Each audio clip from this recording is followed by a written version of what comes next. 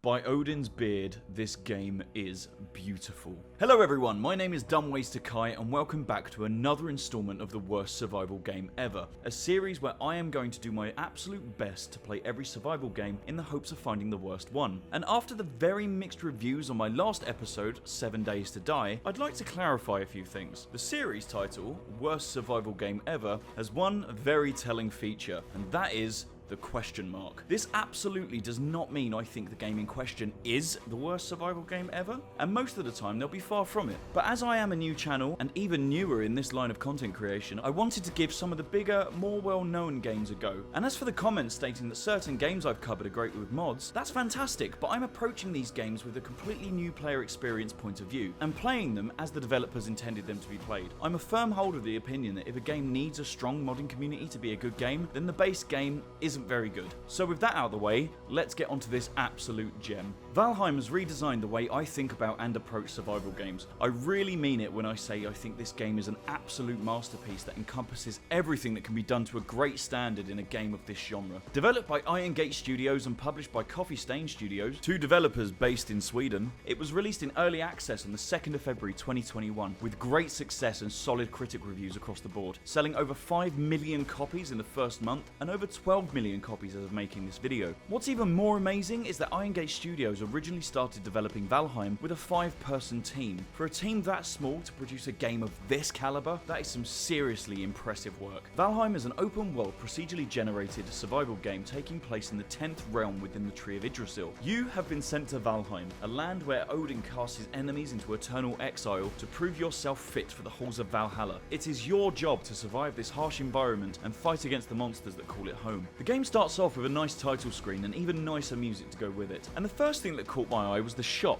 so I gave the link a little click and browsed the cool selection of fun merch that's associated with the game. I may actually come back to this with an open wallet later. I do love me some merch. The character design is nice and simple and definitely fits the feel and art style of the game. I do usually love heavy variety when it comes to character customization, but this style definitely feels very fitting here. So I messed around a bit and made my character, sticking with the endearing nickname from Mr. Strife Hayes, Mr. Dumb, and because I'm a completely mature adult with adult responsibilities, I named my world Asgard. Jumping straight in, you find yourself soaring through a storm in the clutches of a Valkyrie and dropped into the world in the middle of a circle of standing stones and are met with a lovely raven called Hugin, who gives us a nice warm welcome. Each of the standing stones have hooks for trophies, which you get for defeating each specific boss, also known as the Forsaken, found in various biomes around the world, and whose locations are revealed to you as you progress through the game. These are summoned by offering specific items that are hinted by the runestones at their specific spawn points, and killing any of these bosses will reward you with different abilities for you to use, but we'll get more into that later. I registered my location on one of the stones and went off to explore the area. Walking around and collecting a few resources, you see that the map is revealed to you as you move around, a popular mechanic amongst survival games and one that I really enjoy myself. It really pushes the emphasis on exploration, making sure you keep curious as to what may be out there. I came across another standing stone telling me more about the area I was in and the boar that lived there. These runestones are a super nice way of receiving information about the land you're venturing. Before long, I crafted my first axe and found my first seemingly sentient being. Not being too sure whether it was hostile, but not taking any chances, I let it have a one-on-one interaction with my newly crafted axe. The crafting menu is very well designed, unlocking more and more items you can craft as you pick up and discover the relevant things to craft them with. It fits really well here, not overly complicated and suits the pace of the game nicely. I crafted a hammer and started to build my home. Crafting a hammer opens up a secondary and more in-depth menu, and building a workbench alongside the necessary shelter for it opens you up to even more crafting options, whilst also allowing you to use it to upgrade your equipment. This game just keeps on giving and I really love that. Building in Valheim is intuitive and extremely satisfying with a huge amount of freedom. You can build everything from small huts to massive longhouses, giving you a lot of room for a high degree of creativity, and the game's physics system adds an extra layer of complexity to building, as structures need to be properly supported or they will collapse. I built myself a humble abode for now whilst keeping on brand with the game's Nordic theme, but I fully intend on exploring the building potential later on down the line. I plan on building a homestead Odin himself would be proud to visit. Honestly, this might actually be my favourite building mechanic of any survival game. It's superb, and I cannot wait to test it out to its fullest potential. As the sun set and the temperature began to drop, I started to feel cold, so I thought it best to make a fire. Annoyingly, the fire I'm holding isn't enough to keep me toasty, so it's best I build a proper one. Alongside boars, greylings are also amongst the first enemies that you will come across in Valheim. These aggressive little forest dwellers don't seem to take too kindly to your presence, and an even lesser liking to you destroying their forest for your own shelter. At first, they're pretty timid, and especially especially in the day they tend to leave you alone, but as night falls they definitely got braver, running towards me but backing off as soon as they got close. They're definitely braver in numbers and take opportunities to smack you when your back is turned, but they're easy enough to deal with by themselves. Valheim's cooking mechanics are another strong aspect to the game. Food plays a vital role in the player's survival as it directly impacts health and stamina, both of which are crucial for combat, building, and exploration. Your stamina will run out quick if you don't keep on top of it, but at the same time it won't kill you if you don't eat or drink. So there's no worry about going out into the wilderness and dying of hunger or dehydration, just more of a worry of things that might kill you as a result of not having any food buffs. You have 3 separate slots you can fill with different items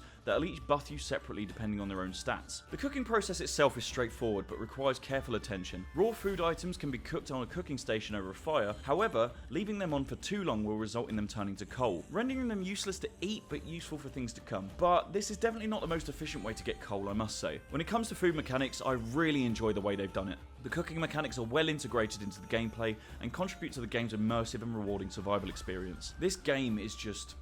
It's beautiful. I could happily spend hours, if not days, just cutting down trees. Christ, I'm the Rainforest Trust's worst nightmare. But honestly, the combination of the gorgeous pixel art style, Yggdrasil majestically branching over your skyline, and the incredible music that fades into silent twilight ambience as night falls, leaving you with nothing but the wind and the calls of distant creatures.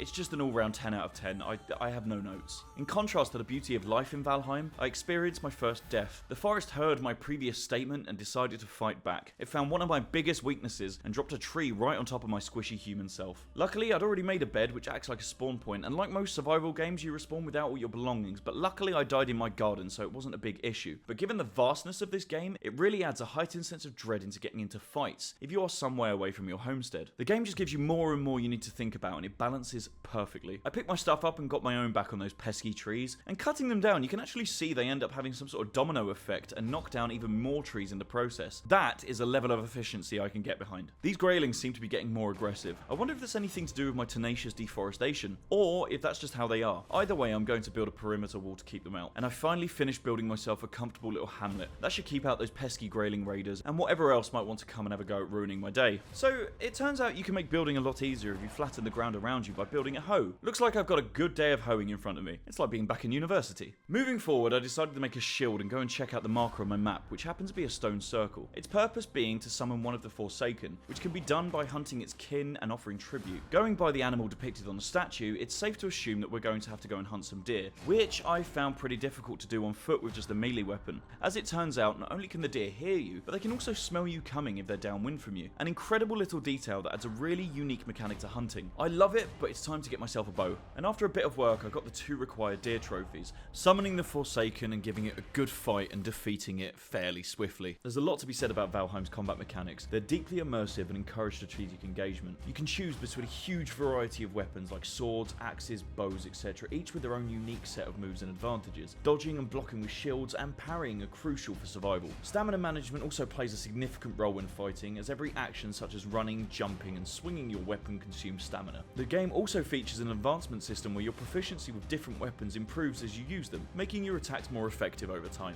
That was honestly a really fun and yet challenging first boss, allowing you to implement all of the skills and tools you've developed thus far to defeat it. Another mark hit right on the center in my books. It shows that everything you do has a purpose in the game. Nothing is wasted.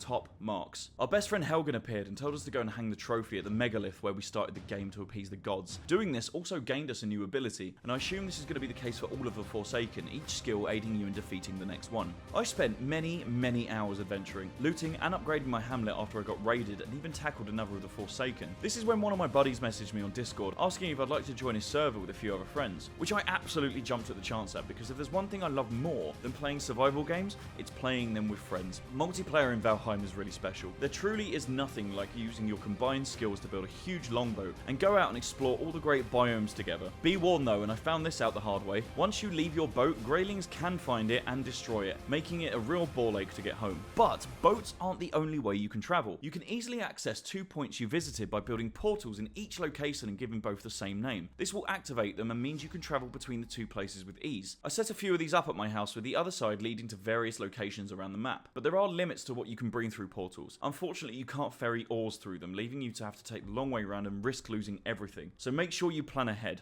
Multiplayer works in the exact same way single player campaign does as well, but do note that when defeating the Forsaken, you have to each do it separately to get enough trophies for everyone. You can really have hours, if not days, of fun on this. It has come a long way since the beginning. I remember playing this with friends when it first came out, and believe I even streamed it back when I used to do Twitch. And back then, if you built a lot of stuff, the frame rate drop was really bad, but it has come leaps and bounds since then. I don't know if I've conveyed this enough in this video, but I am seriously impressed with this game. I'm going to round this video off with one of my favourite activities in Valheim, and that is keeping bees and making mead. First of all, you're going to want to go find a bee, which I found in an abandoned house, and then you create beehives. I built a shed to store my fermenting barrels, and then used the honey from bees to make a mead base, adding this to the fermenters to start the process. There is a multitude of things you can add to mead, each with different status effects, but the most important thing to take care of in this whole process is simply making sure the bees are happy. There is so much depth and progression to Valheim, from mining and smelting ores, to making scores of impressive armors and weapons, exploring caves filled with pissed off skeletons, to taking to the seas and attempting to fight monstrous sea serpents. The amount of content, just in what I've shown you alone, is incredibly impressive. I didn't even come close to finding the vast wealth of crafting materials Valheim has to offer, and not to mention the upcoming update Ashlands, which is coming out real soon, adding new biomes, food, armor, and weapons. I'm insanely excited for this one. I have but scratched the tip of this Nordic iceberg, and I urge you all to go and play Valheim, which in my opinion might be one of the best survival games I have ever played. I promise you, this is not a game you will regret playing. Thank you guys so much for watching, and let me know in the comments what you would like to see next in the series. Don't forget to like and subscribe, and I will see you all in the next worst survival game ever. Goodbye for now.